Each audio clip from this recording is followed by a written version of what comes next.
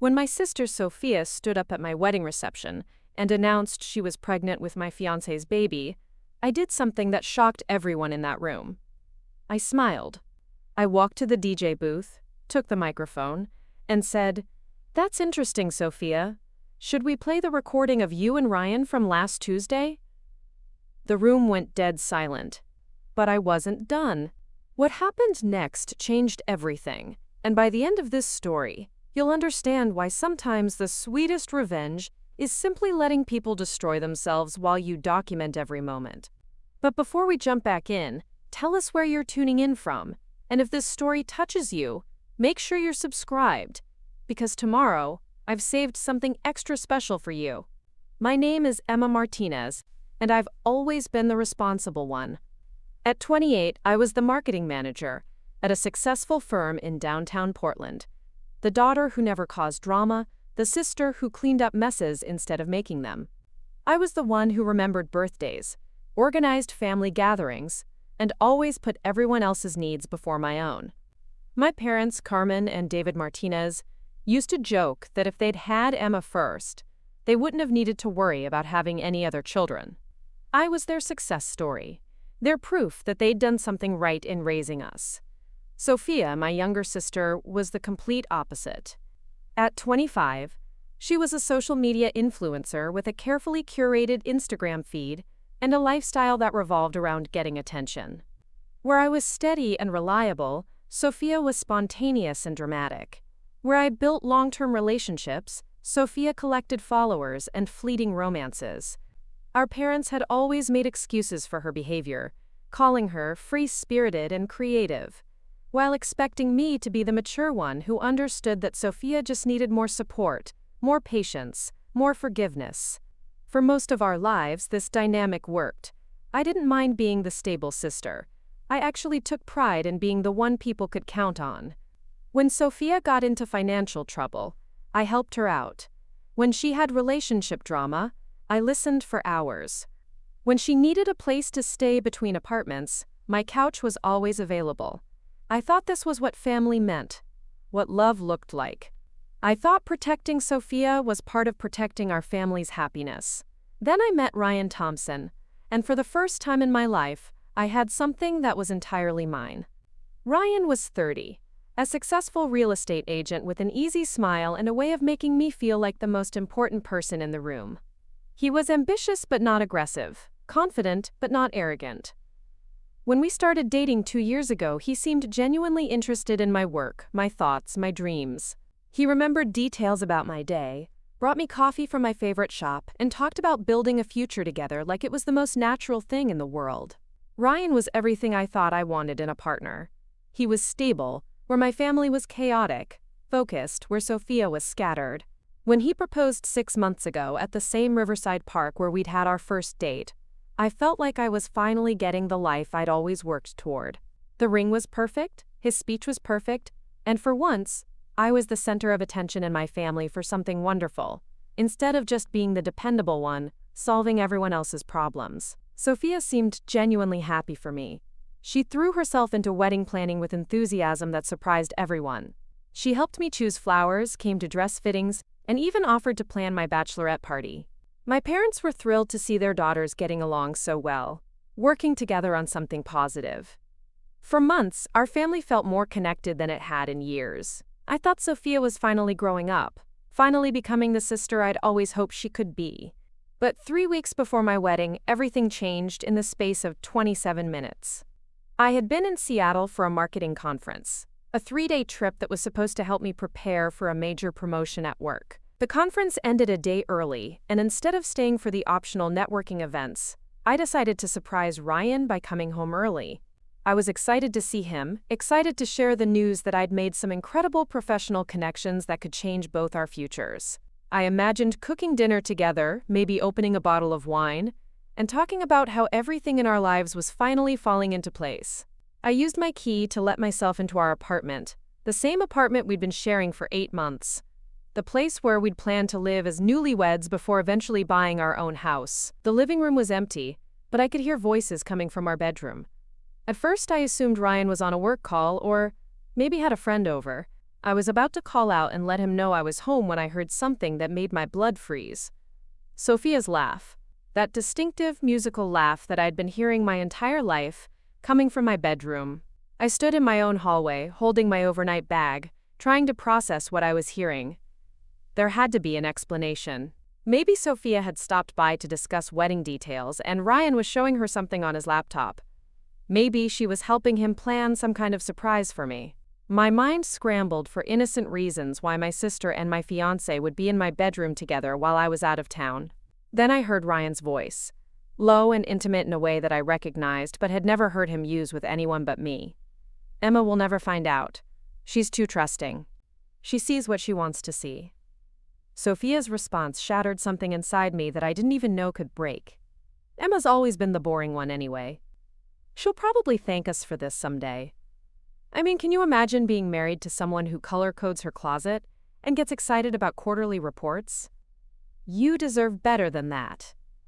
I pressed myself against the hallway wall, my heart pounding so hard I was afraid they might hear it.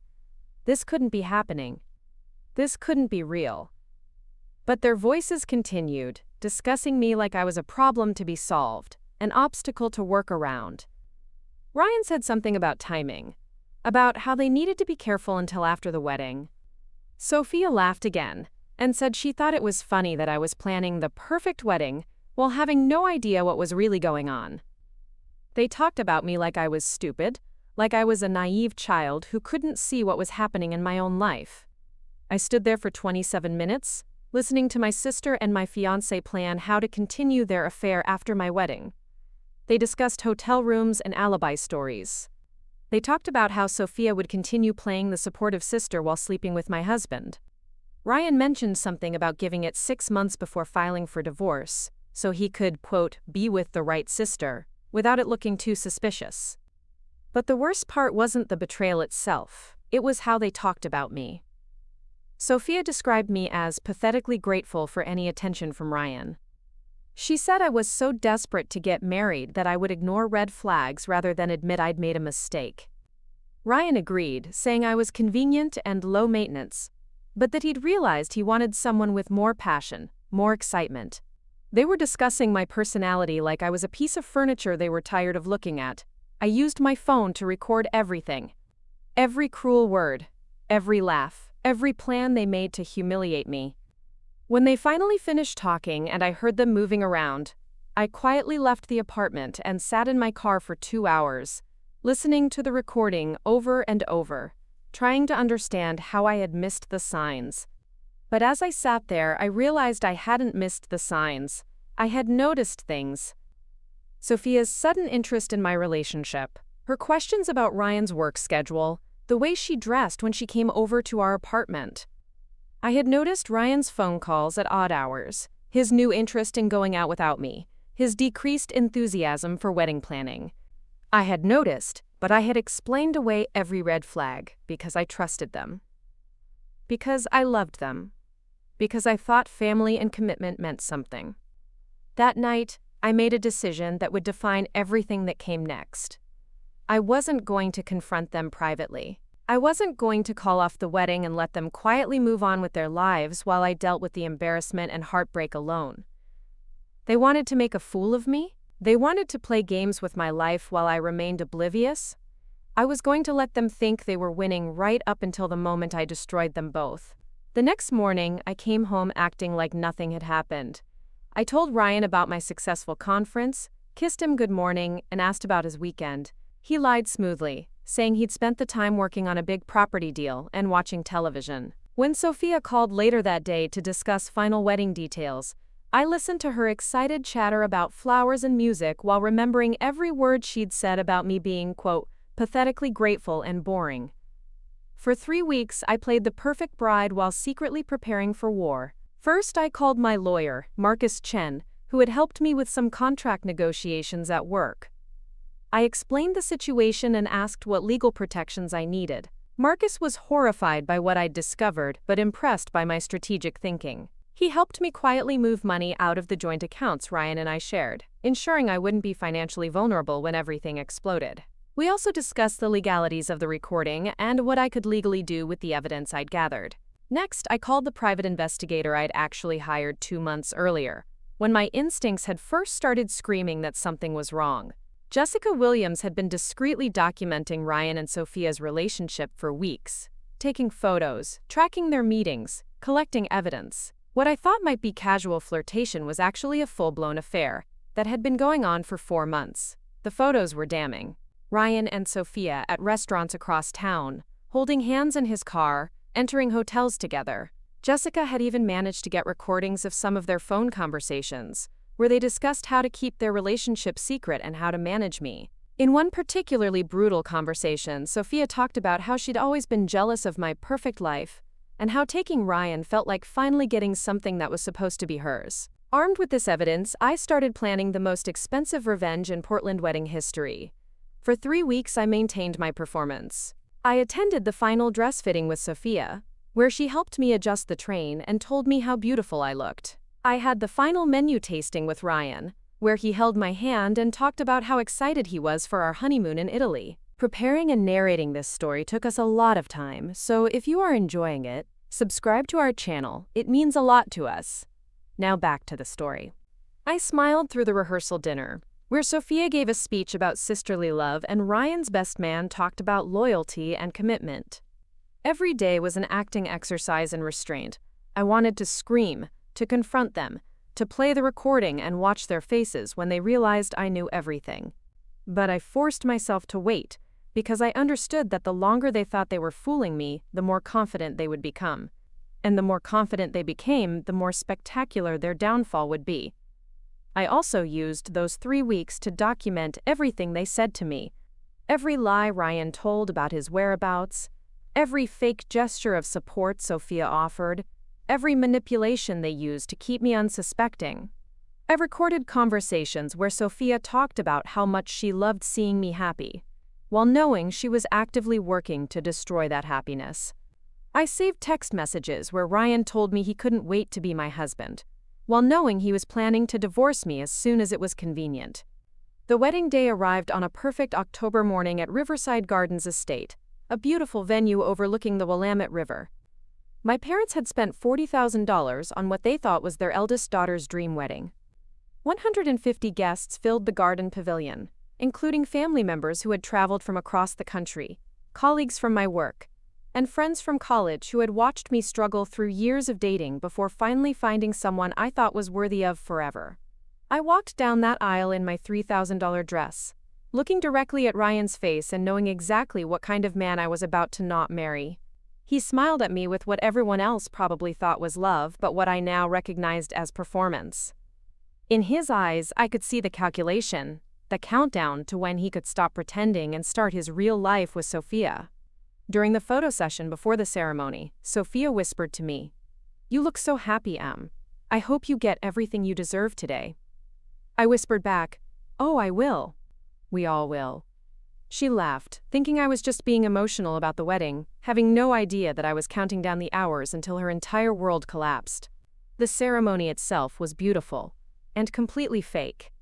Ryan and I exchanged vows that he didn't mean while Sofia stood beside me as maid of honor, holding my bouquet and dabbing fake tears from her eyes.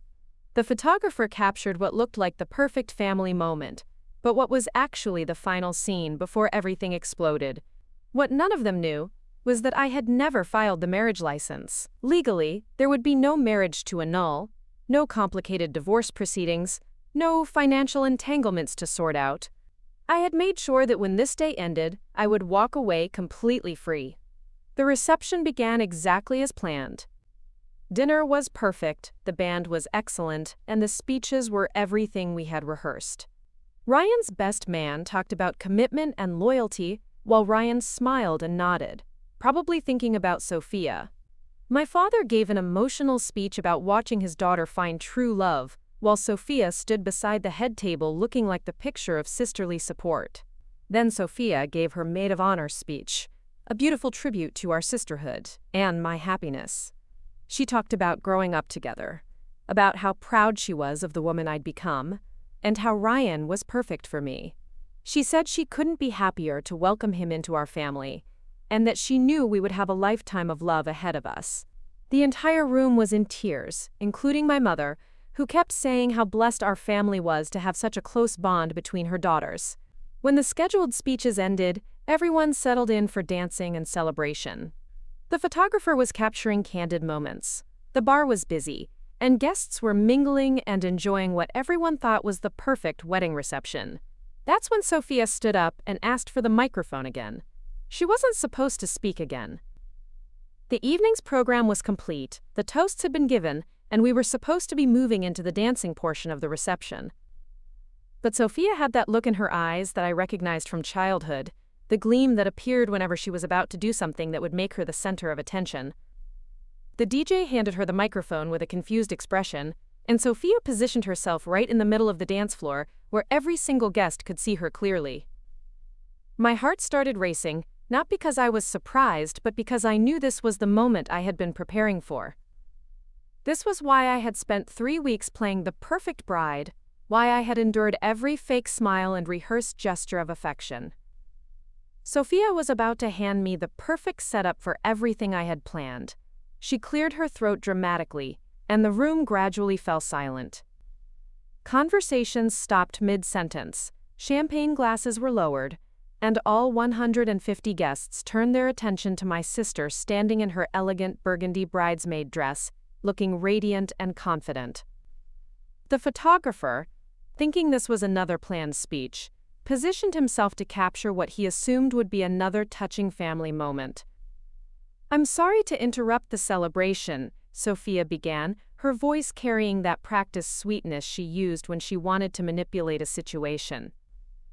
"But I have something important to share, and I couldn't keep it inside any longer."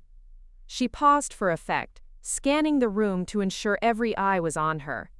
Sometimes life gives us unexpected gifts, and sometimes those gifts come at complicated times.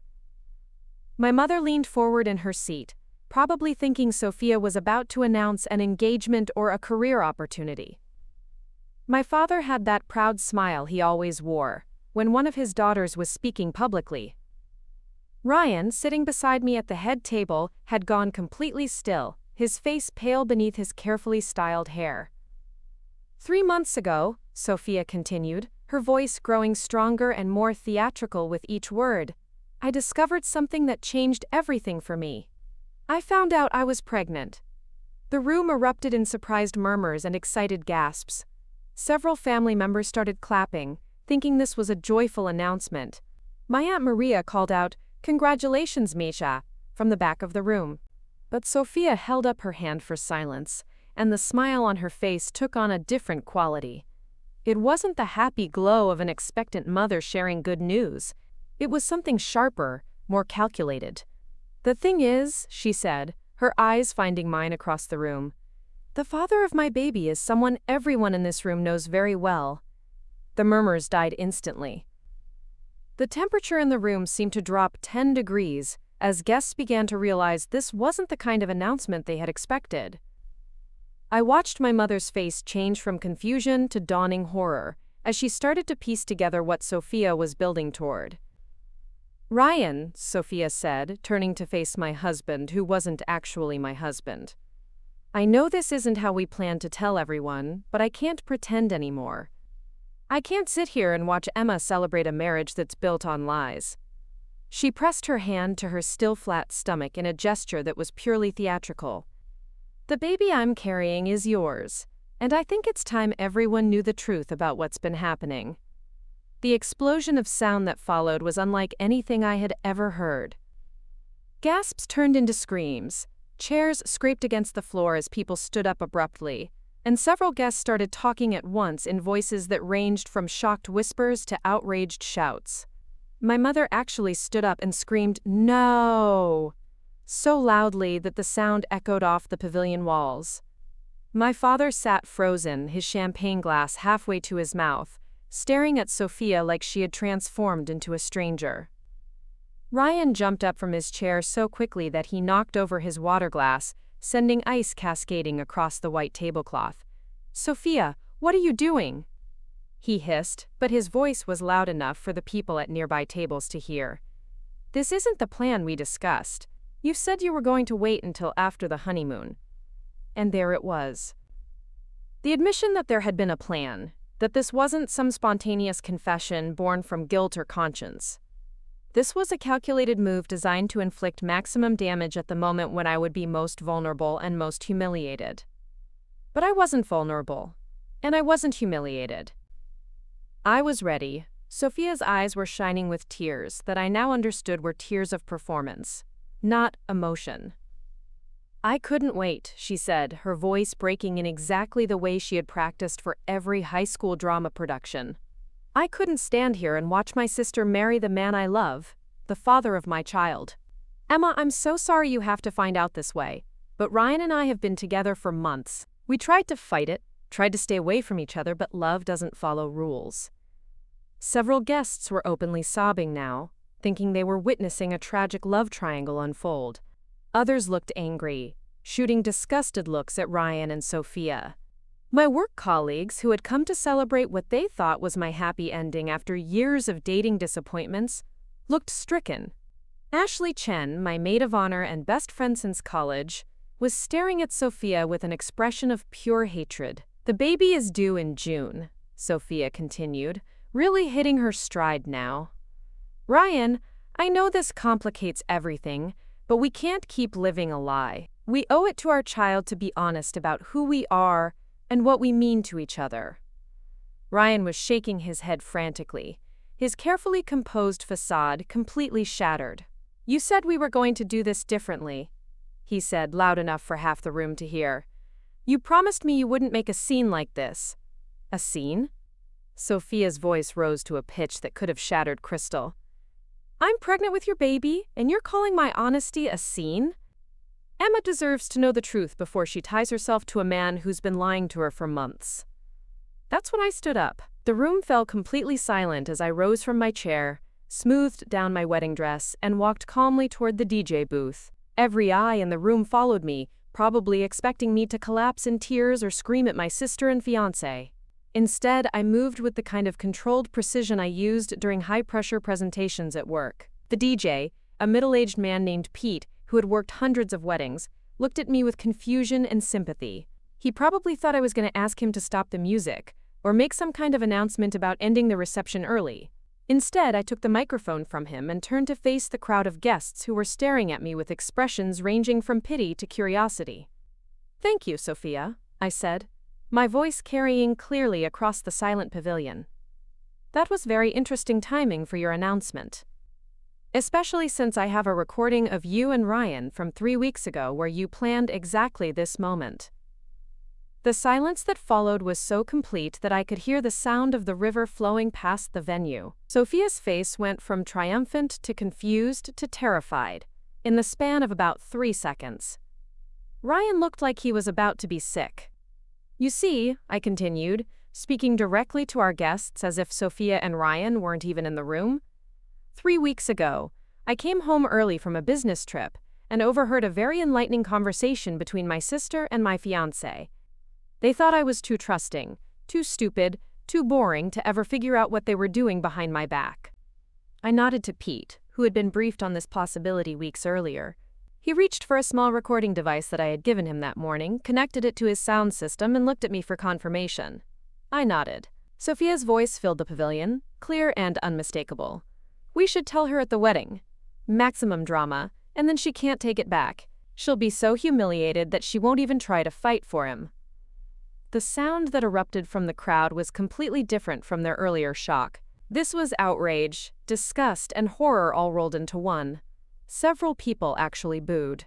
My cousin Miguel, who had always been protective of me, stood up and shouted, "Are you kidding me with this?" so loudly that his voice cracked. But the recording wasn't finished. For the next 27 minutes, my wedding guests sat in stunned silence, listening to Sofia and Ryan plan every detail of this betrayal. They heard Ryan describe me as convenient and low maintenance, but lacking in passion and excitement. They heard Sofia laugh about my pathetic excitement for the wedding and say that I would probably thank them someday for ending what she called my boring relationship. The most damaging part came about 15 minutes into the recording, when Sofia described in detail how she had been manipulating me for months. "Emma's so desperate to believe in our sisterly bond, her voice said through the speakers. "Every time I help her with wedding planning, she gets so grateful and emotional. She has no idea that I'm just gathering information about her relationship so Ryan and I can stay one step ahead of her." Ryan's voice responded, "She really doesn't suspect anything, even with all the time we've been spending together?" "Please," Sofia's recorded laugh was cruel and dismissive. "Emma sees what she wants to see. She's built her whole identity around being the good daughter, the responsible sister, the perfect bride. She'd rather ignore red flags than admit she made a mistake in trusting us."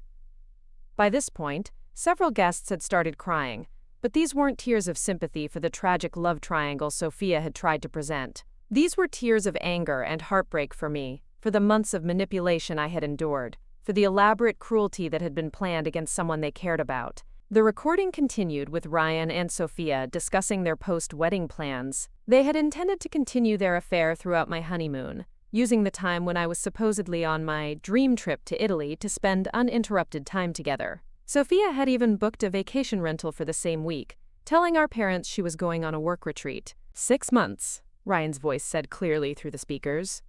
"We give it 6 months of marriage, then I file for divorce citing irreconcilable differences. By then, Sofia's pregnancy will be showing, and we can claim we fell in love after the wedding. Emma will look like the victim instead of the obstacle." "Perfect," Sofia's recorded voice replied. "And Emma's so non-confrontational that she'll probably just quietly accept it. She'll be embarrassed about the failed marriage, but she won't fight us. She never fights for anything." The cruelty in her voice, the casual dismissal of my feelings and my future, was breathtaking even to me, and I had heard it all before. But hearing it again, in front of everyone who loved me, with the added context of Sofia's performance tonight, made the manipulation even more stark and disgusting. Near the end of the recording, Sofia's voice became especially venomous. "You know what the best part will be? Emma's gonna blame herself. She's gonna think she wasn't enough to keep you, that she drove you away somehow. She'll probably even apologize to us for getting in the way of true love. That's just who she is. She always takes responsibility for other people's bad behavior." When the recording finally ended, the pavilion was completely silent except for the sound of several people crying. Sofia was standing in the middle of the dance floor looking like she wanted to disappear into the ground. Her face had gone from pale to green, and I could see her hands shaking from across the room. Ryan had sat back down heavily in his chair and was staring at the table like he was trying to will himself out of existence. I took the microphone again and spoke into the silence. "For those of you who are wondering about the legal implications of what you just heard, I want to assure you that no actual marriage took place today. The marriage license was never filed with the county. There is no legal union to dissolve, no complicated divorce proceedings to navigate." My mother gasped audibly at this revelation. She stood up unsteadily, gripping the back of her chair for support. "Emma," she said, her voice barely above a whisper, "how long have you known?" 3 weeks, I replied calmly. "I've known for 3 weeks, and I've spent that time making sure I was legally and financially protected when this moment arrived." I turned to look directly at Ryan, who finally raised his head to meet my eyes. "Ryan, your belongings have been removed from what used to be our shared apartment and are currently in storage. You'll receive the location and access information from my attorney on Monday, along with an itemized bill for your share of wedding expenses, the engagement ring, and the security deposit you owe me for damages to the apartment." His mouth opened like he was going to say something, but no words came out. What could he possibly say after everyone had heard exactly what he thought of me and how he had planned to use me? Then I turned to Sofia, who was still standing in the middle of the dance floor like a deer caught in headlights. The tears on her face were real now, but they weren't tears of remorse or shame. They were tears of panic and fury at having her carefully planned revenge turned against her. "Sofia," I said, my voice still calm and controlled, "congratulations on your pregnancy. I hope the father steps up to take responsibility, though based on what we've all heard tonight, I wouldn't count on it." Ryan's head snapped up at that, and for the first time all evening he looked genuinely shocked. "What's that supposed to mean?" he demanded. "It means," I replied, "that my private investigator has been documenting your activities for the past 2 months, and you've been seeing at least 2 other women besides Sofia during your affair. Jessica Williams has photos, credit card receipts, and hotel records that show a pattern of behavior that goes far beyond just my sister. The color drained from Sofia's face as she processed this information. She turned to stare at Ryan with an expression of dawning realization. What is she talking about? Sofia's voice was shrill now, all pretense of control gone. I'm talking about Amanda from his real estate office, and Sarah from the gym, and possibly others that we haven't identified yet, I continued. You're not the only woman Ryan has been lying to, Sofia. You're just the one who happened to get pregnant. Ryan stood up so abruptly that his chair fell backward with a crash. You had me followed? He shouted. You had no right to invade my privacy like that. The absolute audacity of his outrage, given everything that had just been revealed, was so stunning that several guests actually laughed out loud. My Uncle Carlos stood up and called out. She had no right? What about her right not to be cheated on at her own wedding? Actually, I said, my voice cutting through the noise, I had every right to investigate when my instincts told me something was wrong. And those instincts were correct. You've been cheating on both Sofia and me, Ryan. Congratulations on that level of deception. Sofia's face crumpled as the full scope of her situation became clear. She wasn't the victorious other woman claiming her rightful love. She wasn't even the only other woman. She was just another victim of Ryan's lies, except she had burned every bridge with her family in pursuit of a man who had been using her just as much as he had been using me. This isn't how this was supposed to go, she whispered, but her voice was picked up by the microphone system and broadcast to the entire room. No, I agreed. I imagine you thought you were going to humiliate me in front of everyone I care about, destroy my wedding day, and walk away with my fiancé as your prize. Instead, you've shown everyone exactly who you really are, and you've discovered that the man you thought you were winning is someone who never valued either of us enough to be honest with anyone. The room was so quiet that we could hear cars passing on the road outside the venue. 150 people sat in stunned silence, processing the complete reversal of everything they thought they had witnessed. What had started as Sofia's moment of triumph had become her complete and total downfall. I want everyone to know, I continued, speaking to the crowd rather than to Sofia or Ryan, that dinner is paid for, the bar is open for another 2 hours, and the band has been instructed to continue playing. This is still a celebration, just not the one we originally planned. It's a celebration of truth, of standing up for yourself, and of the incredible support system I have in all of you. I handed the microphone back to Pete and walked toward the exit, my head held high and my wedding dress flowing behind me like a victory banner. Ashley Chen immediately stood up and followed me, along with several of my cousins and work colleagues. Behind me, I could hear the sound of chairs scraping and multiple conversations starting at once as people began to process what they had just witnessed. Sofia called out my name, her voice desperate and pleading, but I didn't turn around. I had said everything I needed to say, and she had heard everything she needed to hear. The rest of her life was going to be the consequence of her choices, just as the rest of mine was going to be the reward for my preparation and strength. As I reached the door of the pavilion, I heard my mother's voice calling for me to wait. I turned to see both my parents hurrying after me, their faces stricken with horror and shame. Misha, my father said, his voice breaking, we had no idea. We never would have supported this if we had known what Sofia was planning. I know, I replied. That's why I handled it this way. You shouldn't have to choose between your daughters, based on incomplete information.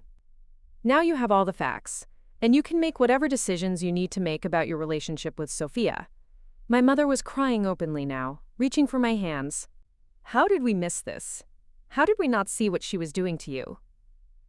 Because she's very good at hiding who she really is, I said gently. And because I didn't want you to see it.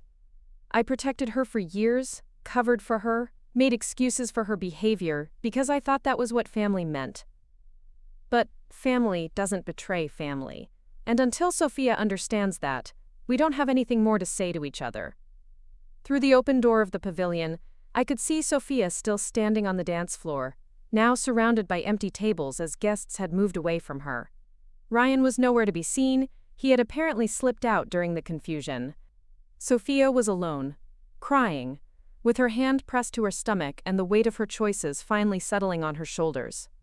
I felt a moment of sadness for the sister I thought I had, for the relationship I thought we shared, for the woman I had hoped Sofia would become.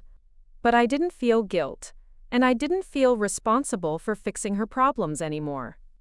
The truth had been told, the consequences had been delivered, and everyone who mattered to me now knew exactly what had happened and why I had chosen to handle it the way I did. My new life was about to begin, and for the first time in years, it was going to be built on honesty instead of wishful thinking. 6 months after the wedding that never was, I was sitting in my new downtown Portland apartment reading the morning news when my phone buzzed with a notification that made me smile.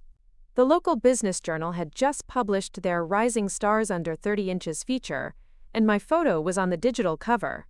The article highlighted my recent promotion to senior marketing director and the innovative campaign I had developed that increased client retention by 40%. What made me smile wasn't just the professional recognition, though that felt incredible after everything I had been through. It was the realization that while Sofia and Ryan had been plotting my downfall, I had been building something they could never touch or take away from me. The months following the reception had been a whirlwind of consequences and revelations that continued to unfold like dominoes falling in perfectly orchestrated succession. Within a week of the wedding, the story had spread throughout Portland's social circles with the kind of speed that only truly shocking scandals achieve. Everyone who had been there that night had a version to tell, and somehow in each retelling, the details became more damning for Sofia and Ryan, while my handling of the situation became more impressive. The private investigator, Jessica Williams, had continued her documentation even after the wedding, partly because I wanted to ensure Ryan fulfilled his financial obligations to me, and partly because I had a feeling there might be more revelations to come. I was right. Within 2 weeks of the reception, Jessica had uncovered evidence that Ryan's deception went far beyond just multiple affairs. He had been skimming money from client escrow accounts at his real estate office, using his charm and reputation to cover increasingly risky financial maneuvers. When his real estate license was suspended pending investigation, and when criminal charges were filed for embezzlement, the local news picked up the story. The narrative became even more dramatic. The man who had planned to humiliate his fiancée at their wedding was actually a criminal who had been stealing from his clients. Suddenly, my decision to have him investigated didn't look like paranoia or vindictiveness. It looked like the smart precaution of a woman whose instincts had saved her from being legally and financially entangled with someone who would have destroyed her life in ways that went far beyond infidelity. Sofia's situation deteriorated even more rapidly. The pregnancy she had announced so dramatically turned out to be real, but Ryan's response to the news was nothing like what she had expected. When he realized that I wasn't going to quietly disappear and that his other deceptions were being exposed, he denied paternity entirely. He claimed Sofia had trapped him, that she had deliberately gotten pregnant to force his hand, and that he had no intention of taking responsibility for a child that he wasn't even certain was his. The man Sofia thought she was winning, the prize she had betrayed her family to claim, abandoned her completely. The moment supporting her became inconvenient. She found herself pregnant, unemployed since her social media influence had evaporated after the wedding scandal, and completely alone. The family she had counted on forgiving her, as they always had before, was struggling to process the level of calculation and cruelty she had displayed. My parents were devastated, not just by Sofia's betrayal of me, but by the realization that they had enabled her behavior for years without recognizing how deeply her resentment and entitlement had grown. My mother spent weeks crying, alternately blaming herself for raising a daughter capable of such cruelty and expressing bewilderment at how Sofia had hidden her true nature so effectively. My father, typically more reserved with his emotions, was quietly furious in a way that I had never seen before. The extended family's reaction was swift and decisive. Sofia found herself uninvited from family gatherings, excluded from group chat conversations, and generally treated like someone who had committed an unforgivable sin against the family's values. The cousins who had always found her drama entertaining when it was directed at outsiders were horrified when that same capacity for manipulation was turned against me. The aunts and uncles who had made excuses for her free spirit were forced to confront the fact that what they had called creativity was actually a pattern of selfishness and disregard for other people's feelings. But the most significant consequence for Sofia came from an unexpected source. 3 weeks after the wedding, she received a call from the IRS. Her social media income, which she had never properly reported, had attracted attention from tax investigators who had been monitoring influencer earnings. The lifestyle she had been flaunting online, funded by undeclared income and unreported gifts from sponsors, resulted in a massive tax debt that she had no way to pay. When Sofia called me, crying and desperate, asking for help with the tax situation, I experienced something I hadn't expected. Instead of satisfaction or vindictiveness, I felt a profound sadness for the life she had chosen and the consequences she was facing. But I also felt an absolute clarity about what I needed to do for my own well-being. "Sofia," I said quietly into the phone, "you made a choice to destroy my life for your own benefit. You planned and executed that choice with deliberate cruelty. The consequences you're facing now are the result of your own decisions, not something that was done to you." "But I'm your sister," she sobbed into the phone. "Family is supposed to forgive family." "I made a mistake, Emma, but I never meant for it to go this far." "You recorded conversations about how stupid and pathetic you thought I was," I replied. "You planned to humiliate me at my own wedding, destroy my marriage, and then convinced yourself I would thank you for it someday."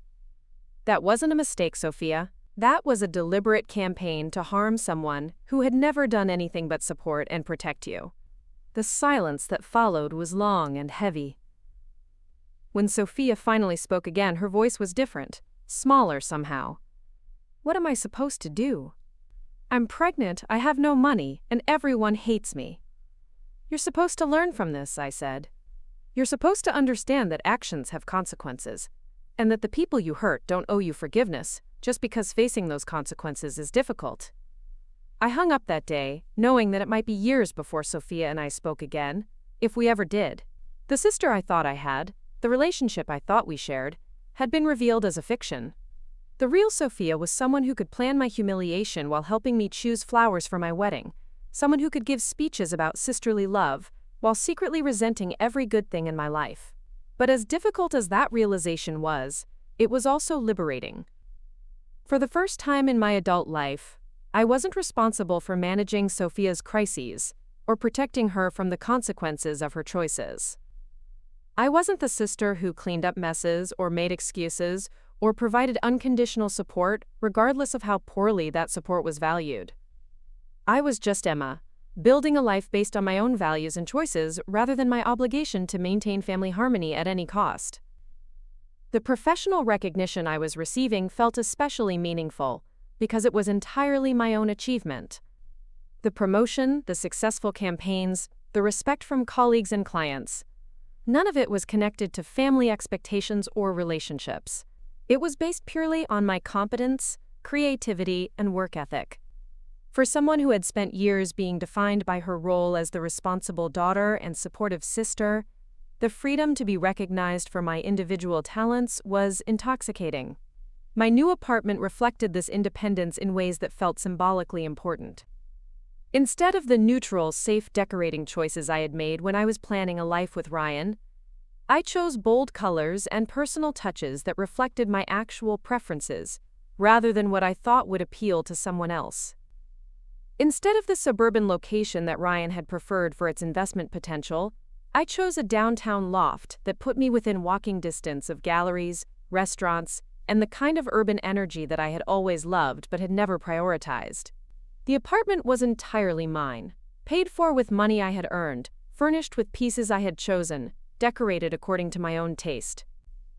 There were no compromises, no negotiations, no need to consider how my choices would affect someone else's comfort or image.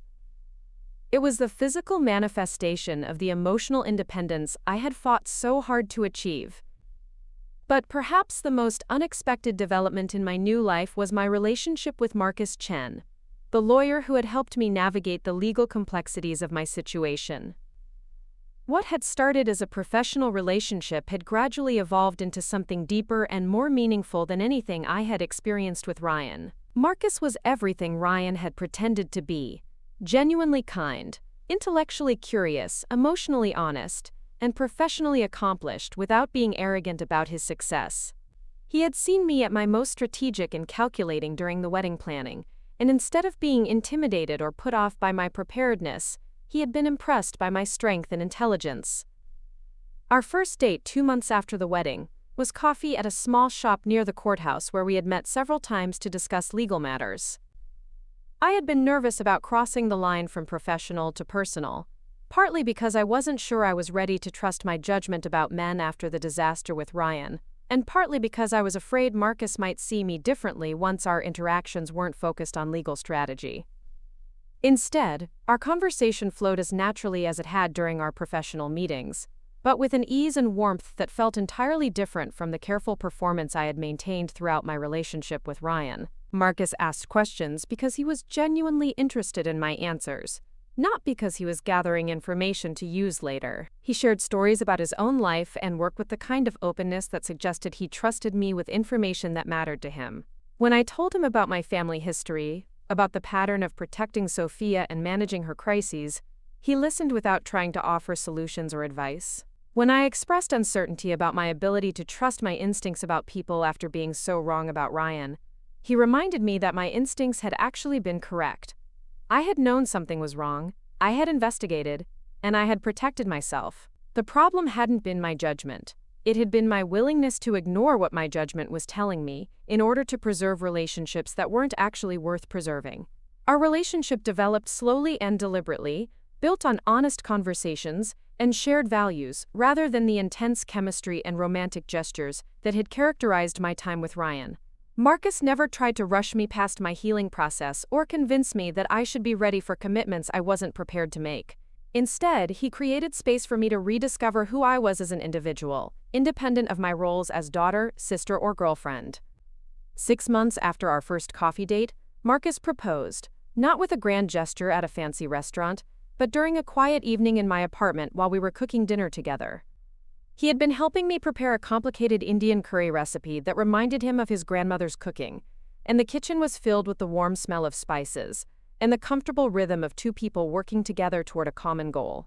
"Emma," he said quietly, pausing in his stirring of the sauce to look at me directly, "I want to spend the rest of my life cooking with you, building with you, and supporting whatever dreams you haven't even discovered yet. Will you marry me?" The ring was simple and elegant, chosen based on conversations we had had about jewelry and personal style, rather than his assumptions about what would impress other people. The proposal was private and personal, focused on our actual relationship rather than creating a moment that would photograph well or generate social media content. When I said yes, it was with a certainty that felt completely different from my engagement to Ryan. This wasn't about timeline or social expectations, or the relief of finally finding someone who seemed suitable. This was about choosing to build a life with someone whose values aligned with mine, whose character I had observed under pressure, and whose love felt steady and reliable rather than dramatic and intense. We decided to have a small, private ceremony with just immediate family and close friends. No elaborate reception, no expensive venue, no opportunity for anyone to turn our wedding into a stage for their own drama. After what had happened at my first wedding attempt, the idea of a large celebration felt less appealing than the prospect of a meaningful ceremony that was actually about our commitment to each other. The contrast between planning this wedding and the disaster I had navigated with Ryan was striking in every way. Marcus was involved in every decision, offering opinions when asked but never attempting to control outcomes. There were no family dynamics to manage, no hidden agendas to navigate, no sense that the wedding was serving anyone's needs other than ours. When Sofia found out about my engagement through social media, she sent a text message that was both congratulatory and manipulative. "I'm so happy you found love again, Em. I hope Marcus knows how lucky he is. I miss having you in my life." I showed the message to Marcus, who read it carefully before offering his perspective. "She's testing whether you're ready to let her back in," he said. "The congratulations are genuine, but the real message is about her missing you. She's hoping that your happiness will make you more forgiving." He was right, of course. Sofia was hoping that my new relationship would create an opening for reconciliation, that my joy would make me more willing to overlook the past and restore our family dynamics to what they had been before. But what she didn't understand was that my happiness was partly the result of no longer carrying the burden of managing her emotions and consequences. I didn't respond to the text message, and I didn't discuss it with my parents or other family members. Sofia's feelings about my engagement were her responsibility to manage, just as her regret about our estrangement was her problem to solve if she chose to do the work of understanding how her actions had damaged our relationship beyond repair. The wedding itself was everything my first attempt had pretended to be: genuine, joyful, and focused on the actual marriage rather than the performance of happiness. Held in the garden of Marcus's childhood home, with 30 people who genuinely cared about both of us, the ceremony was simple and meaningful in ways that my elaborate Riverside Gardens production had never been. My parents were there, still healing from the devastation of Sofia's choices, but committed to supporting my happiness without reservations or conditions.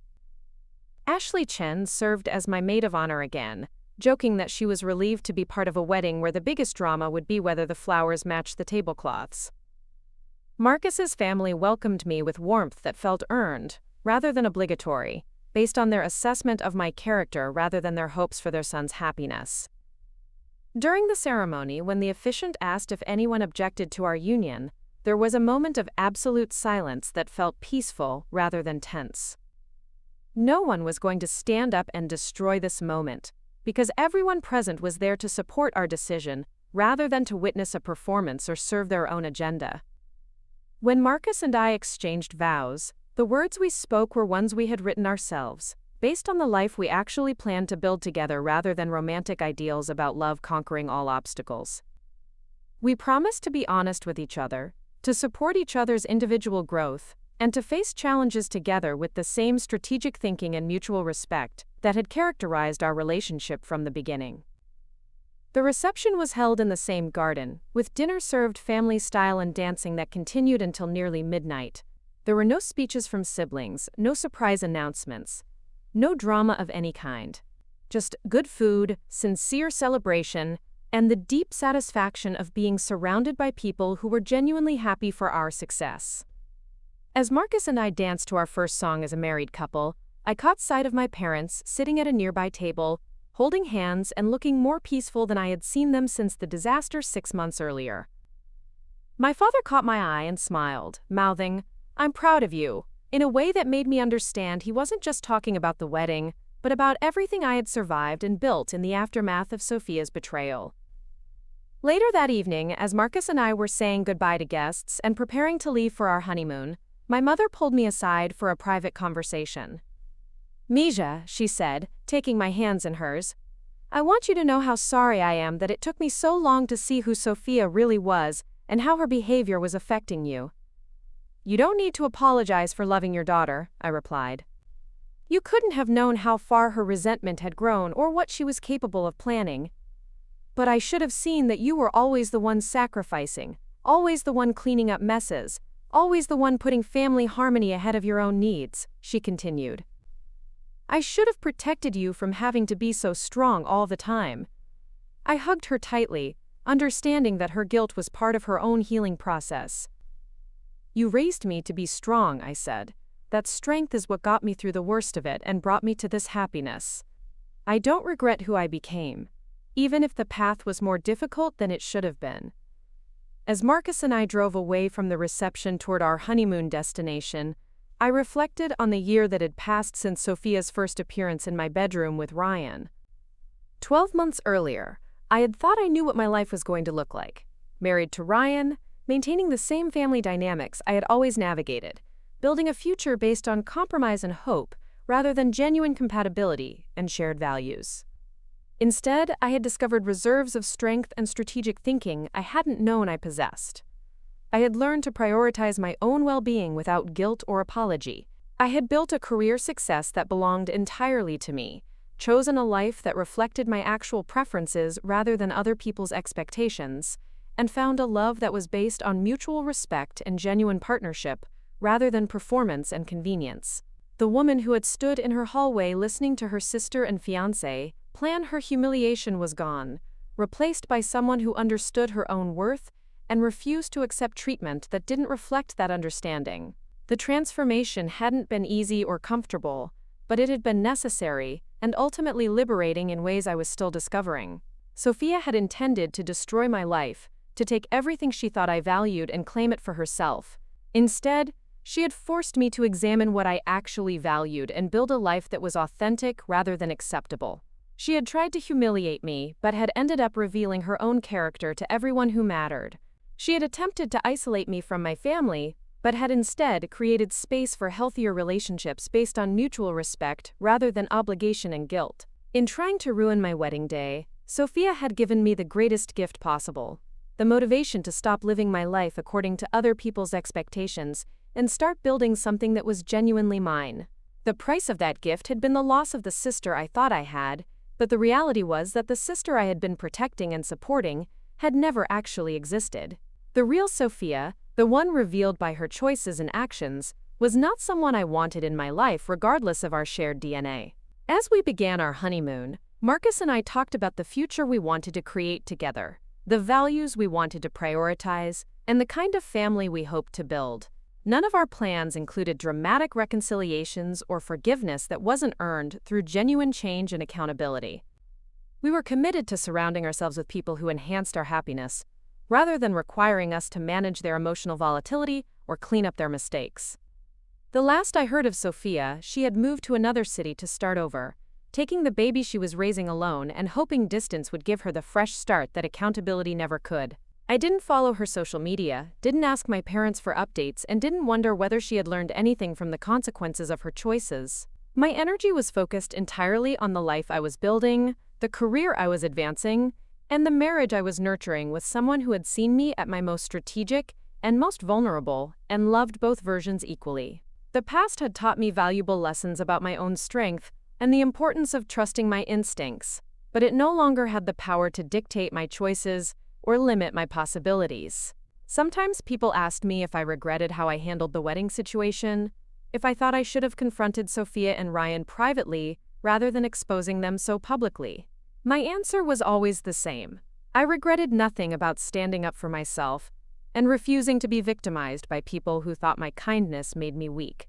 The truth had needed to be told, the consequences had needed to be faced, and the people who loved me had deserved to know who Sofia and Ryan really were beneath the masks they wore so skillfully. My only regret was that it had taken me so long to prioritize my own well-being over the comfort of people who were willing to sacrifice my happiness for their own convenience. But even that regret served a purpose, reminding me never again to ignore my instincts or compromise my values, for the sake of preserving relationships that weren't built on mutual respect and genuine care. The woman I had become through surviving Sofia's betrayal was someone I was proud to be, someone strong enough to build the life she actually wanted, rather than settling for what seemed acceptable or safe. And that life, the one I was living now with Marcus, was better than anything I could have imagined when I was trying so hard to make things work with people who had already decided I didn't deserve their honesty or loyalty. The best revenge, I had discovered, wasn't destroying the people who had hurt me. It was building something so fulfilling and authentic that their absence became a gift rather than a loss. 2 years into my marriage with Marcus, I was standing in the nursery we had just finished decorating when my phone rang with a number I didn't recognize. The room was painted in soft yellows and greens, filled with carefully chosen furniture and the kind of thoughtful details that reflected months of excited preparation. I was 7 months pregnant with our first child, a daughter we had already named Isabella, and my life felt more complete and purposeful than I had ever imagined possible. When I answered the phone, the voice on the other end was one I hadn't heard in over a year. It was Sofia, and she sounded different than I remembered. Older somehow, more tired, but also more genuine than the performative sweetness I had grown accustomed to hearing from her throughout our childhood and young adulthood. "Emma," she said quietly, "I know I don't have the right to call you, and I know you probably don't want to hear from me. But I needed to tell you something, and I didn't want you to hear it from anyone else." I sat down in the rocking chair Marcus and I had chosen together, running my hand over my growing belly while I waited for whatever Sofia needed to say. I felt calm in a way that surprised me, protected by the life I had built, and the boundaries I had learned to maintain. "I'm getting married," Sofia continued. "His name is David, and he's a teacher. He knows everything about what happened between us, about what I did to you, and he's helped me understand things about myself that I never wanted to face before." She paused, and I could hear her taking a deep breath before continuing. "I'm calling because I wanted you to know that I finally understand what I took from you. Not just Ryan, because honestly, you're better off without him. But I took your trust, your sense of safety in your own family, your ability to believe that the people who claimed to love you actually had your best interests at heart." I listened without interrupting, curious about where this conversation was heading but not emotionally invested in whatever conclusion Sofia was building toward. The woman who had planned my humiliation felt like a character from someone else's story, someone whose choices had ultimately led me to exactly where I needed to be. "I spent the last 2 years in therapy," Sofia said.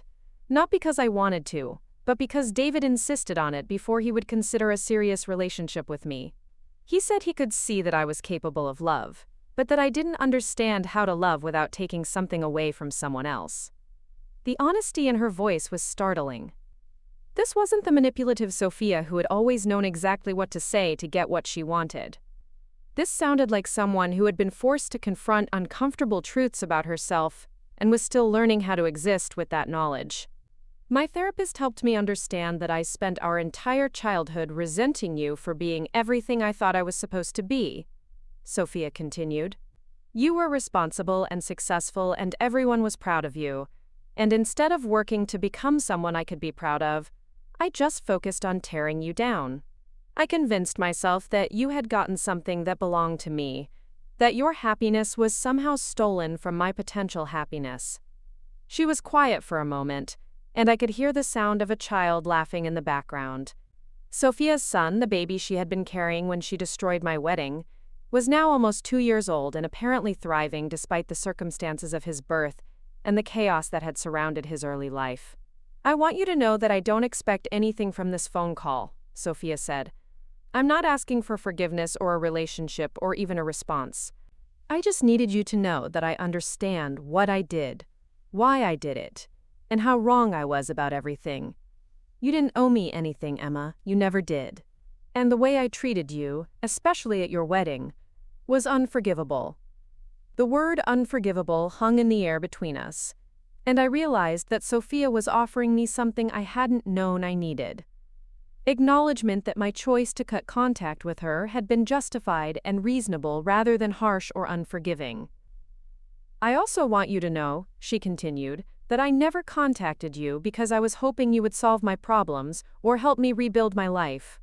I needed to learn how to take responsibility for my own choices and their consequences. David helped me see that every time I reached out to you in the past, it was because I was looking for someone else to clean up my messes." This was perhaps the most shocking thing Sofia had said during our conversation. The acknowledgement that her previous attempts at contact had been motivated by self-interest rather than genuine remorse suggested a level of self-awareness that I had never seen from her before. "How is Ryan?" I asked, surprised by my own curiosity about a man who had become completely irrelevant to my life. Sofia's laugh was bitter but not angry. "Ryan is in prison. The embezzlement charges led to more investigations, and they discovered he had been running various financial scams for years. He'll probably be there for another 3 years, and his reputation is completely destroyed. He tried to contact me when he was first arrested, looking for character witness support, but I told him I wouldn't lie for him anymore." The finality in her voice when she talked about Ryan suggested that whatever fantasy she had built around their relationship had been completely dismantled by reality. The man she had thought was worth destroying our family for had turned out to be exactly the kind of person who would abandon her the moment supporting her became inconvenient. "David and I are raising my son together," Sofia said, "and David has legally adopted him. We decided that it was better for everyone if Ryan had no parental rights or responsibilities. My son deserves a father who will actually be present and committed, not someone who sees him as an obligation or mistake." I found myself feeling genuinely happy for Sofia's son, this little boy who had been born into such complicated circumstances, but who seemed to have found stability and love despite everything. Whatever anger I had felt toward Sofia, I had never wanted her child to suffer for the choices his parents had made. "Sofia," I said finally, "I appreciate you calling to tell me this. It sounds like you've done a lot of difficult work to understand yourself and change the patterns that led to what happened between us. I have, she replied. And I know that understanding doesn't undo the damage or entitle me to a relationship with you. I just wanted you to know that what happened wasn't your fault. Wasn't because you did anything wrong or weren't enough of something. It was because I was broken in ways that I hadn't learned how to fix yet. After we hung up, I sat in the nursery for a long time, processing the conversation and what it meant for my understanding of our family history. Sofia's acknowledgement that her resentment and manipulation had been about her own issues rather than anything I had done or failed to do felt like the final piece of healing I hadn't realized I still needed. When Marcus came home from work that evening, I told him about Sofia's call and the surprising maturity she had demonstrated. He listened thoughtfully, as he always did, before offering his perspective on what this development might mean for our family dynamics. It sounds like she's genuinely working to become a better person, he said. And that's good for her, and for her son. But that doesn't automatically mean she's safe for you to have a relationship with. People can change, but change has to be demonstrated over time, not just acknowledged in a single conversation. He was right, of course. One phone call, no matter how insightful or apologetic, couldn't undo years of manipulation and the calculated cruelty Sofia had displayed at my wedding. But it did provide a sense of closure that allowed me to stop carrying any residual guilt about my decision to cut contact with her. A few weeks later, my parents mentioned that Sofia had called them as well, having similar conversations about taking responsibility for her choices and not expecting immediate forgiveness or restored relationships. She had apparently started the process of making amends to everyone she had hurt, not because she was hoping to rebuild those relationships, but because she understood that accountability was part of becoming someone worth trusting. My mother seemed cautiously hopeful about Sofia's apparent growth, but she was also realistic about the time and consistent behavior it would take to rebuild trust. My father was more skeptical, pointing out that Sofia had always been skilled at saying what people wanted to hear when it served her purposes. "Time will tell," he said when we discussed it over dinner. "If she's really changed, we'll see it in how she lives her life, not just in what she says about her past mistakes." As my pregnancy progressed, and Marcus and I prepared for parenthood, I found myself thinking often about the kind of family dynamics I wanted to create for our daughter.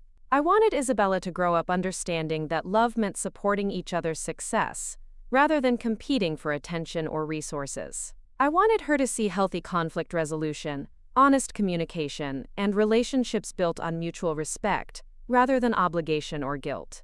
Most importantly, I wanted her to understand that she didn't owe anyone access to her life, simply because they shared her DNA. Family, I had learned, was something you built through consistent care and trustworthy behavior, not something you inherited automatically through birth order and shared parents. When Isabella was born, the experience was everything my wedding to Marcus had been. Genuine, meaningful, and focused on what actually mattered rather than performance or other people's expectations. The delivery was straightforward, Marcus was present and supportive throughout, and our families celebrated the arrival of our daughter with joy that felt authentic and uncomplicated. My parents were devoted grandparents who had learned from their experience with Sofia and me to avoid comparisons and favoritism. They focused on enjoying Isabella rather than worrying about family dynamics or managing other people's reactions. The simplicity of their approach to grandparenthood was a gift that allowed all of us to focus on the present rather than relitigating the past. Marcus's parents embraced their role as grandparents with enthusiasm that reminded me what healthy family relationships were supposed to look like. There was no drama, no hidden agendas, no expectation that Isabella's birth would somehow fix problems that existed between adults. They simply loved her and supported us, creating space for our new family to develop its own traditions and rhythms. 3 months after Isabella was born, I received an unexpected package in the mail with no return address. Inside was a beautiful handmade baby blanket in soft yellows and greens that perfectly matched Isabella's nursery, along with a note written in Sofia's handwriting. "For Isabella," the note read, "made with love and hopes for her happiness." No response needed or expected. The blanket was exquisite, clearly representing hours of careful work and attention to detail. It was soft and warm and practical, the kind of gift that showed genuine thought about what would actually be useful, rather than what would look impressive. I was surprised by how much the gesture moved me, not because it changed anything about our relationship, but because it showed a version of Sofia I had rarely seen, someone who could give without expecting anything in return. I showed the blanket to Marcus, who admired the craftsmanship and the thoughtfulness of the gift. "She's learning how to love without taking," he observed. "That's significant growth for someone who used to see every relationship as a competition." I used the blanket regularly, and every time I wrapped Isabella in it, I felt a complicated mix of sadness for the sister relationship we had never actually had, and hope that Sofia was building the kind of life that would allow her son to grow up feeling secure and valued. The blanket became a symbol of possibility rather than regret, a reminder that people could change, even if the relationships damaged by their previous choices couldn't be restored. When Isabella was 6 months old, I was promoted again at work, this time to Vice President of Marketing. The promotion came with a significant salary increase and the opportunity to lead initiatives that could influence industry standards across the Pacific Northwest. It was the kind of professional achievement that felt meaningful beyond just personal success. I was in a position to create opportunities for other women and to model the kind of leadership that prioritized collaboration and integrity over politics and manipulation. The celebration dinner Marcus and I had that night was quiet and intimate, just the two of us and Isabella at our favorite restaurant, with the kind of wine that we saved for special occasions. As we toasted my promotion and talked about the projects I was excited to lead, I reflected on how different this success felt from my previous achievements. When I had been promoted after the wedding disaster, the recognition had felt like validation that I was more than the victim Sofia and Ryan had tried to make me. It had been important for proving to myself that I could build a career based on merit rather than sympathy. But this promotion felt different. Cleaner somehow. It was based purely on my performance and potential, unconnected to any drama or personal struggle. It was success that belonged entirely to the life I had built, rather than the problems I had survived. As Isabella grew from infant to toddler, she became the center of a family dynamic that was everything I had hoped to create.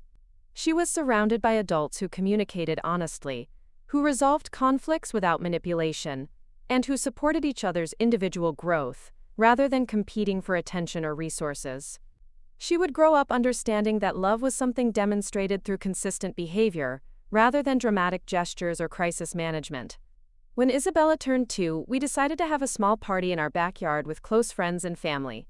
It was the kind of celebration that focused on actually enjoying our daughter, rather than impressing anyone with elaborate decorations or expensive entertainment. The guest list included people who genuinely cared about Isabella's happiness, and who added joy to our lives rather than requiring us to manage their emotional needs or ulterior motives.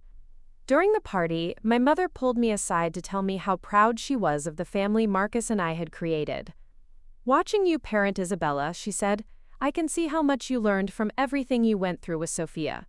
You're raising her to be strong and confident, but also kind and generous. She's going to know her own worth without needing to diminish anyone else's." The observation meant more to me than my mother probably realized. The greatest revenge against Sofia's attempt to destroy my life wasn't the professional success or the happy marriage, or even the fact that her plans had backfired so spectacularly. It was that I had learned to break the cycle of dysfunction that had characterized our family dynamics, ensuring that Isabella would grow up in an environment that nurtured her authentic self, rather than requiring her to manage other people's insecurities or compete for love that should have been freely given. A few weeks after Isabella's birthday party, I received another unexpected communication from Sofia. This time it was a formal invitation to her wedding, addressed to, quote, "Emma, Marcus, and Isabella." The invitation was simple and elegant, clearly indicating a small ceremony with immediate family and close friends, rather than the kind of elaborate celebration that might have felt like a bid for attention or status. The inclusion of Isabella's name on the invitation suggested that Sofia understood we were a family unit, that any relationship with me would need to include respect for my husband and daughter, rather than an attempt to recreate the exclusive sister dynamic we had shared in childhood. It also suggested that she wasn't trying to use the wedding as an opportunity for dramatic reconciliation or emotional manipulation. Marcus and I discussed the invitation at length, weighing our desire to support Sofia's apparent growth against our commitment to protecting the peaceful life we had built. Ultimately, we decided to send a wedding gift with a note congratulating Sofia and David on their marriage, but we declined to attend the ceremony. The gift we chose was practical and thoughtful. A beautiful set of kitchen items that would be useful for someone building a home and family. The note I included was warm but boundaried. Wishing you both happiness and continued growth. Thank you for the beautiful blanket you made for Isabella. The decision not to attend the wedding wasn't made from anger or spite, but from a realistic assessment of what would be healthy for our family. Sofia's growth was encouraging, but it didn't automatically restore the trust that would be necessary for a comfortable social relationship. We were genuinely happy for her success in building a stable life, but we weren't ready to integrate that success into our own social circle. A few days after the wedding, Sofia sent a thank you note for the gift that demonstrated the same maturity she had shown in our phone conversation. She didn't express disappointment about our absence or try to persuade us to reconsider our boundaries. Instead, she thanked us for the thoughtful gift and acknowledged that she understood our decision to maintain distance. I hope someday we might be able to have a different kind of relationship, she wrote. But I understand that would require years of consistent behavior, not just good intentions. Thank you for being gracious about my attempts to make amends. The note reinforced my sense that Sofia was genuinely working to become someone worthy of trust, even if that work might never result in a restored relationship between us. The possibility that she might succeed in building a healthy life for herself and her son felt like a positive outcome, independent of whether it ever directly affected my family. As Isabella approached her third birthday, Marcus and I began discussing the possibility of having another child. Our life felt stable and fulfilling, our careers were thriving, and we had created the kind of family environment where children could flourish. The decision to expand our family came from abundance, rather than attempting to fill a void or prove anything to anyone. When we discovered that our second child would be a boy, we chose the name Gabriel, partly because we loved the meaning of the name, and partly because it represented the kind of strength and protection we wanted to provide for both our children. Gabriel would grow up as Isabella's little brother, in a family where sibling relationships were based on mutual support and genuine affection, rather than competition or manipulation. The contrast between the family I was creating for my children and the family dynamics I had experienced growing up felt profound and healing. Isabella and Gabriel would know what it meant to be valued for who they were, rather than how well they performed assigned roles. They would understand that love didn't require sacrifice of personal boundaries or acceptance of poor treatment from others. Most importantly, they would learn that family was something you built through daily choices and consistent care, not something you inherited automatically or maintained regardless of how people treated you. They would understand that forgiveness didn't require restoring relationships that had been damaged by betrayal or manipulation, and that sometimes the most loving thing you could do was create space for people to learn from the consequences of their choices. By the time Gabriel was born, 5 years had passed since the wedding that never was. 5 years since Sofia had stood in that pavilion and announced her pregnancy, expecting to humiliate me in front of everyone I loved. 5 years since I had played that recording and watched her entire plan collapse under the weight of her own cruelty and manipulation. In those 5 years, I had built a life that exceeded every dream I had allowed myself to imagine during my relationship with Ryan. I had achieved professional success that was based entirely on my own merit and vision.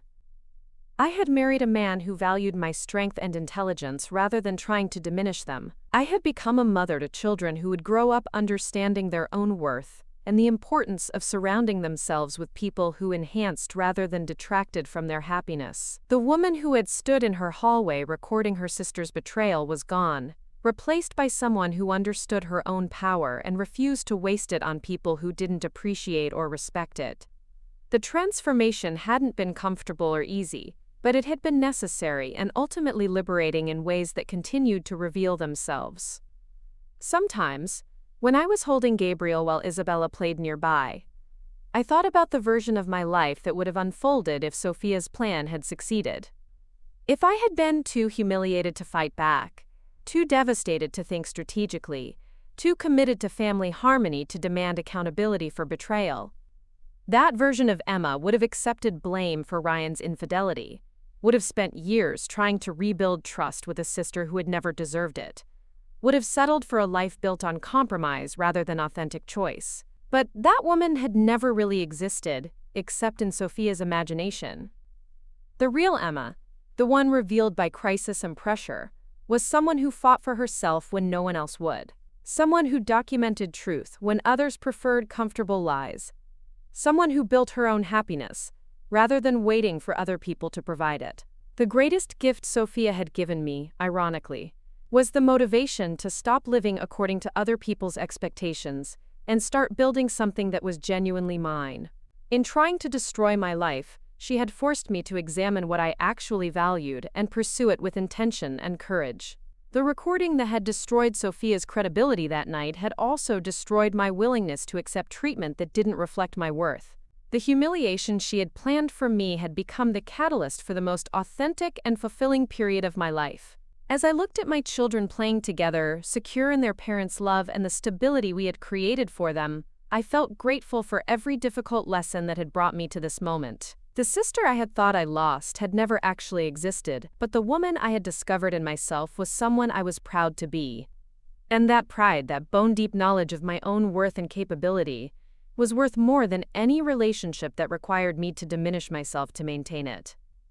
Sofia had taught me that lesson in the cruelest way possible, but she had taught it nonetheless. The rest of our story was still being written, but it was being written by people who had learned to choose love that enhanced rather than diminished, success that built rather than destroyed, and family that supported rather than competed. It was being written by someone who had learned that the greatest revenge wasn't destroying the people who hurt you, but building something so beautiful that their absence became a gift rather than a loss. 7 years after the recording played at Riverside Gardens Estate, I was standing in the boardroom of the largest marketing firm in the Pacific Northwest, presenting a proposal that would reshape how companies approached crisis communication and brand recovery. The room was filled with executives from Fortune 500 companies, all listening intently as I outlined strategies for rebuilding trust after public scandals. The irony wasn't lost on me that my expertise in this area had been earned through personal experience rather than academic theory. The key to authentic crisis recovery, I explained to the assembled group, isn't just damage control or spin. It's understanding that trust is rebuilt through consistent actions over time, not through clever messaging or emotional appeals. When stakeholders have been betrayed, they need to see evidence of genuine change, not just promises of better behavior. As I clicked through slides showing successful brand rehabilitation campaigns, I caught my reflection in the conference room windows. The woman looking back at me bore little resemblance to the naive bride who had trusted blindly in family loyalty and romantic promises. This version of myself commanded respect through competence, rather than hoping for it through compliance. She wore confidence like armor, earned through battles fought and won. After the presentation, several executives approached me with consulting opportunities that could expand my influence beyond the Pacific Northwest. These weren't sympathy offers or diversity initiatives. They were business propositions from people who recognized expertise when they saw it. The professional reputation I had built was based entirely on results and innovation, untainted by the personal drama that had once threatened to define me. During the drive home from downtown Portland to the house Marcus and I had purchased in the hills overlooking the city, I reflected on the distance I had traveled, both literally and metaphorically, from the apartment where I had once listened to Sofia and Ryan plan my humiliation. That cramped space, shared with someone who had never truly valued me, had been replaced by a home that reflected authentic choices and genuine partnership. The house itself was a testament to the life we had deliberately constructed. Every room showed evidence of thoughtful decision-making and shared priorities. The kitchen where Marcus and I cooked together most evenings. The office where I worked on consulting projects while Isabella did homework at the small desk we had installed nearby. The nursery where Gabriel, now 4 years old, had outgrown his crib but still insisted on hearing bedtime stories every night. Most significantly, the house was filled with the sounds of a family that functioned without drama, manipulation, or hidden agendas. Conversations were honest, conflicts were resolved through communication rather than power plays, and love was expressed through daily kindness rather than grand gestures designed to compensate for underlying dysfunction. When I arrived home that evening, I found Marcus helping Isabella with a science project, while Gabriel built elaborate structures with blocks in the living room. The scene was ordinary, in the best possible way, representing the kind of stable family life I had once thought was either unrealistic or impossibly boring. Now I understood that what Sofia had dismissed as mundane was actually precious beyond measure. "How did the presentation go?" Marcus asked, looking up from Isabella's notebook where they were diagramming the water cycle. "Better than expected," I replied, settling onto the couch next to Gabriel, who immediately began explaining the architectural principles behind his block tower. 3 companies want to discuss long-term consulting contracts, and one offered a position that would require relocating to San Francisco. Isabella looked up with interest. "Are we moving to California?" "We're going to discuss it as a family," I said, "but probably not. Our life here is pretty wonderful, and sometimes the best opportunities are the ones that allow you to build on what you already have, rather than starting over somewhere else." This conversation represented everything I valued about the family Marcus and I had created. Decisions were made collaboratively, with consideration for everyone's needs and preferences. There were no hidden agendas or manipulative tactics, no attempts to pressure anyone into choices that serve someone else's ambitions at the expense of family stability. Later that evening, after the children were asleep, Marcus and I sat on our back deck overlooking the city lights, discussing the San Francisco opportunity and what it might mean for our future. The conversation was the kind of strategic planning session that had become natural for us, weighing practical considerations against personal values and long-term goals. "The money would be significant," Marcus observed, "but we're already financially secure. The question is whether the professional challenge would be worth disrupting what we've built here." "Exactly," I agreed. "And honestly, I've learned that happiness comes from depth rather than breadth. I'd rather deepen my impact here, where I understand the market and have established relationships, than start over in a place where I'd be rebuilding from scratch."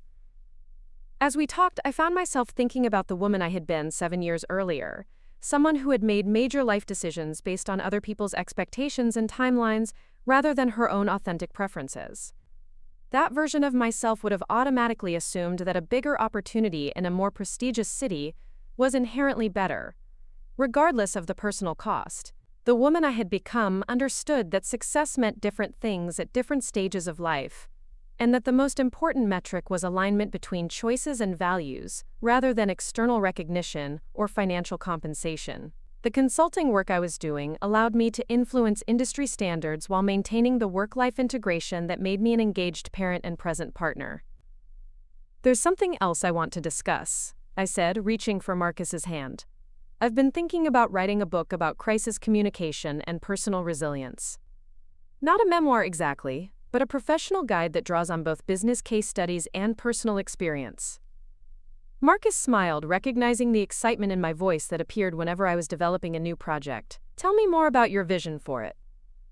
"I want to write something that helps people understand that surviving betrayal or public humiliation isn't just about damage control," I explained. "It's about using crisis as an opportunity to examine what you actually value and build something more authentic than what you had before.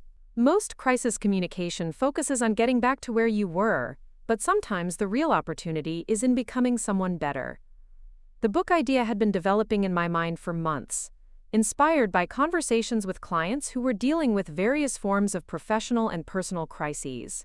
I had noticed that the most successful recoveries weren't the ones that simply restored previous status, but the ones that led to fundamental transformation and improved decision-making. "You have a unique perspective," Marcus said thoughtfully. "Most people who write about crisis management are either academics or consultants who have observed other people's problems. You've lived through a very public betrayal and used it as a catalyst for building something better. That combination of personal experience and professional expertise could be incredibly valuable." Over the following weeks, I began outlining the book during early morning hours before the children woke up. The writing process became a way of integrating everything I had learned about resilience, strategic thinking, and authentic relationship building. Each chapter wove together professional case studies, with insights gained from my own experience of transformation. The chapter on family dynamics explored how toxic relationships could masquerade as loyalty, and how setting boundaries was often the most loving thing you could do for everyone involved.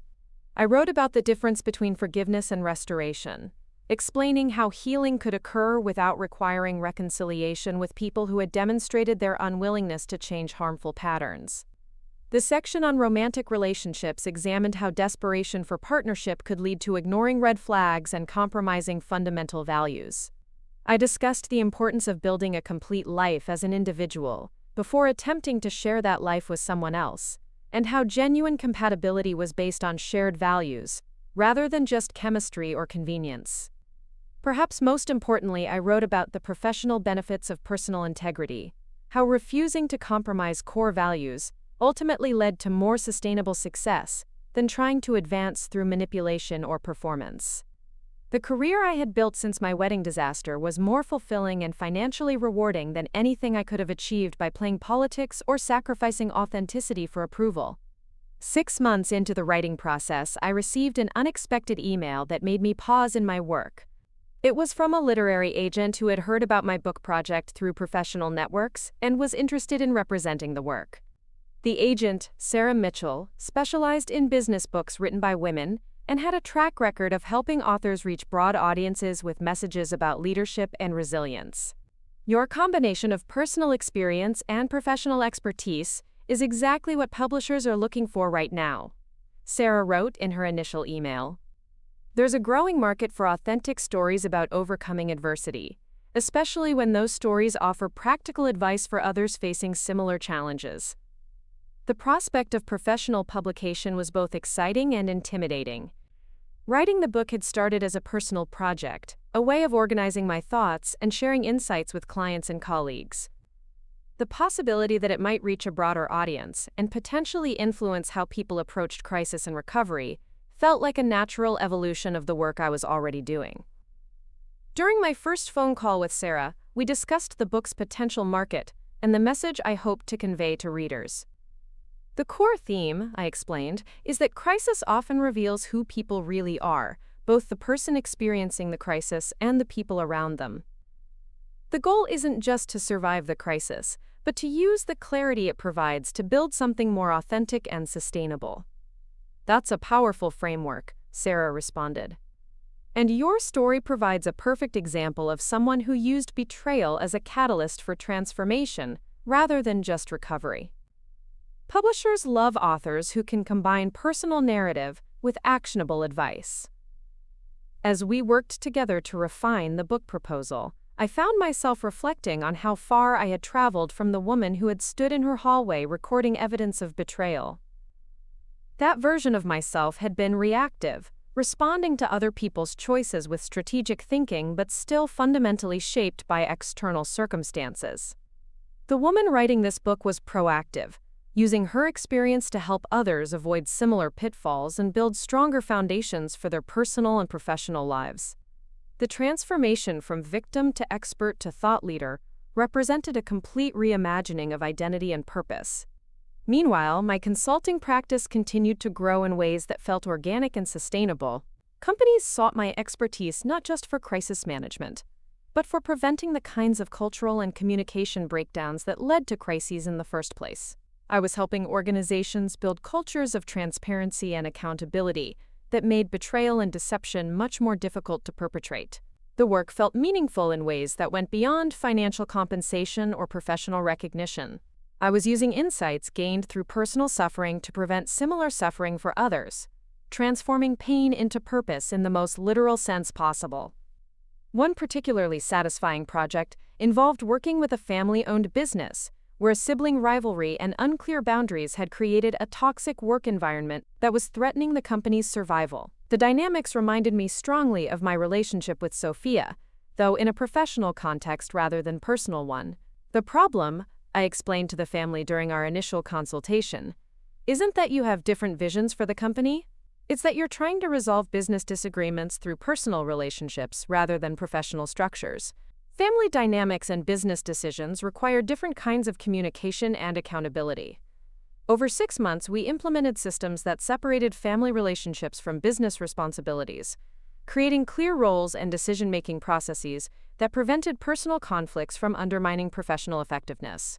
The transformation was remarkable, both in terms of business performance and family harmony. "You saved our company," the eldest brother told me during our final session. "But more importantly, you saved our family.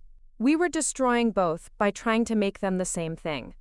The success of projects like this reinforced my understanding that the lessons learned from personal crisis could have broad applications across many different contexts. The principles of healthy boundaries, authentic communication, and strategic thinking were universally relevant, whether applied to marriage, family relationships, or business partnerships.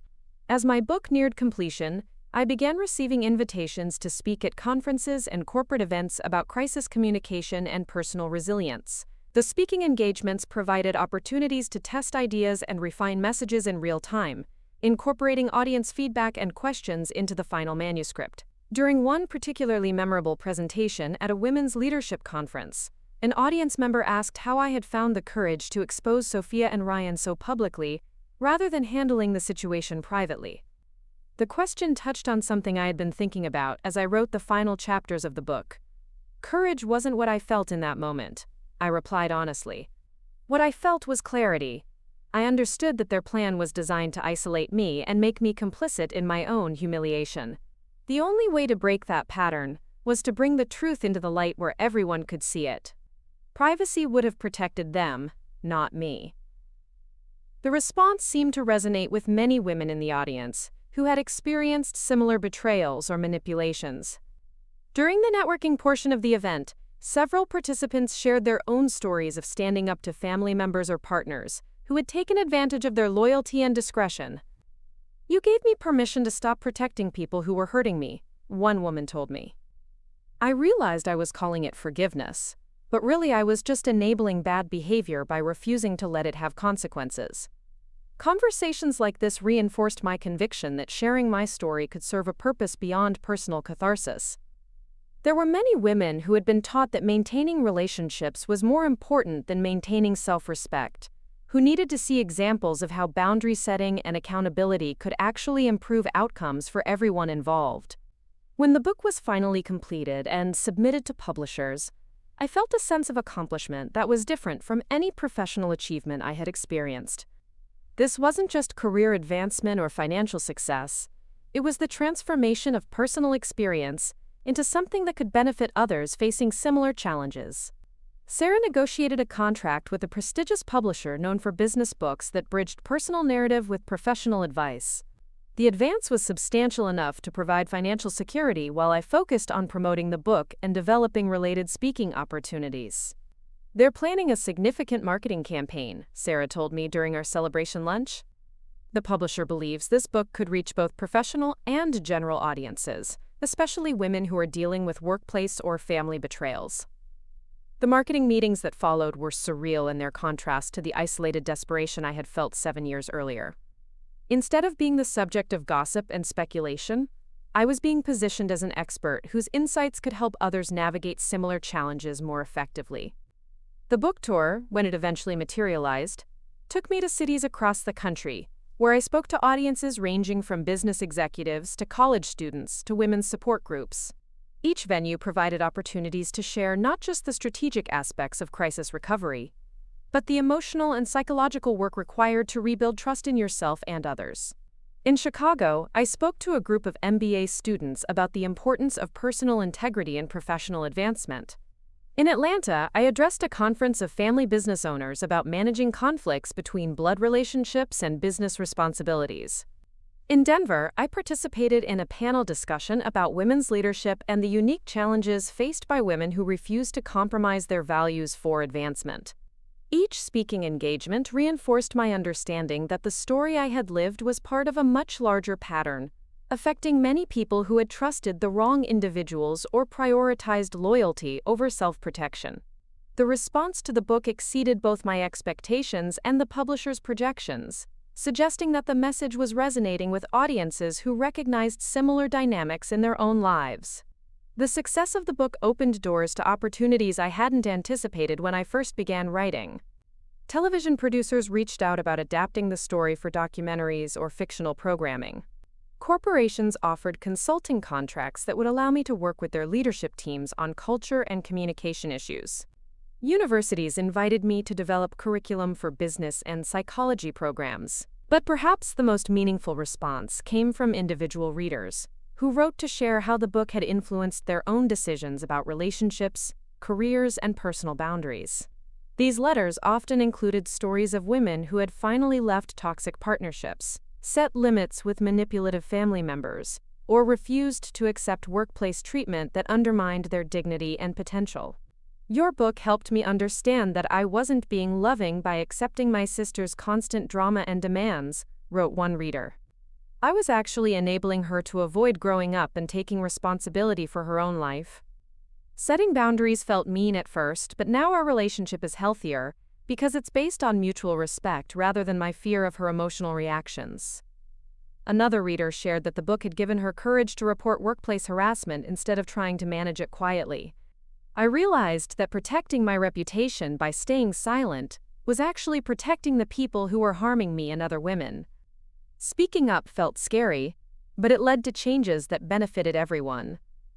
Stories like these reminded me that personal transformation often had ripple effects that extended far beyond the individual making the changes.